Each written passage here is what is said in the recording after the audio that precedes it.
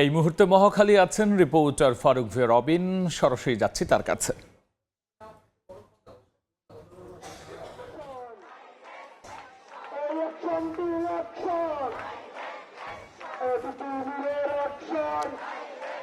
ক্যাম্পাসকে বিশ্ববিদ্যালয়ে উন্নীত করার দাবিতে তিতুমীর কলেজের শিক্ষার্থীরা বর্তমানে এই তাদের ক্যাম্পাসের সামনেই বিক্ষোভ মিছিল করছেন এবং অল্প কিছু সময় আগে তারা এই মহাখালীর আমতলী মোড় থেকে তারা এই ক্যাম্পাসের সামনে এসে অবস্থান নিয়েছেন। এবং একটি বিষয় যদি আপনাদেরকে জানাতে চাই, আজকে কিন্তু যে সন্ধ্যা 6টার দিকে তিতুমীর কলেজের শিক্ষার্থীরা এই ক্যাম্পাসের সামনে থেকে তারা একটু বিক্ষোভ মিছিল নিয়ে মহাখালী আমতলী মোড়ে গিয়েছিলেন এবং সেখানে কিন্তু যে 1 ঘন্টা সময় তারা সেখানে সড়ক আটকে তারা অবস্থান নিয়েছিলেন এবং এই অবস্থান নেওয়ার সময় তারা তাদের যে কলেজকে বিশ্ববিদ্যালয়ে উন্নীত করার দাবিতে তারা সেখানে বিক্ষোভ মিছিল করেন এবং তারা তাদের যে দাবির পক্ষে বক্তব্য দিচ্ছিলেন। এবং সেখানে কিন্তু আমরা যেটি দেখছিলাম যে যেহেতু আমরা জানি যে মহাখালী আমতলী মোড় একটি ব্যস্ততম জায়গা এবং সে কারণে শিক্ষার্থীরা 1 ঘন্টা সময় এই সড়ক আটকে রাখায় সেখানে কিন্তু ব্যাপক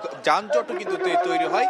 এখন থেকে অল্প কিছু সময় আগে এই শিক্ষার্থীরা তারা সেই মহাখালীর আমতলী মোড় থেকে একটি বিক্ষোভ মিছিল নিয়ে তারা এই ক্যাম্পাসের সামনে এসে অবস্থান নিয়েছে এবং তারা যে কথাটি বলছেন যে এই যে তাদের ক্যাম্পাসকে যতক্ষণ পর্যন্ত না বিশ্ববিদ্যালয়ে উন্নীত করার যে ঘোষণা আসবে বা সে বিষয়ে যে দৃশ্যমান কোনো পদক্ষেপ আসবে ততক্ষণ পর্যন্ত তারা তাদের যে আন্দোলন কর্মসূচি সেগুলো তারা চালিয়ে যাবেন। এবং একই সঙ্গে আজকে যে শিক্ষা উপদেষ্টার যে বক্তব্য দেওয়া হয়েছিল সেটিকেও তিতুমীর কলেজের শিক্ষার্থীরা তারা প্রত্যাখ্যান করেছেন এবং তারা বলছেন যে তারা তাদের ক্যাম্পাসকে মানে বিশ্ববিদ্যালয়ে রূপান্তরিত করার ঘোষণা চান। এবং একই সঙ্গে একদিকে যেমন শিক্ষার্থীদের একটি অংশ এখানে বিক্ষোভ করছেন, ঠিক একইভাবে শিক্ষার্থীদের আরেকটি অংশ ও পাশে অর্থাৎ যে কলেজের সামনে তারা যে অনশন করছেন 5ম দিনের মতন এবং যে অনশন করতে করতে অসুস্থ হয়ে পড়ায় একটি আজকে বিকেলে একজন শিক্ষার্থীকে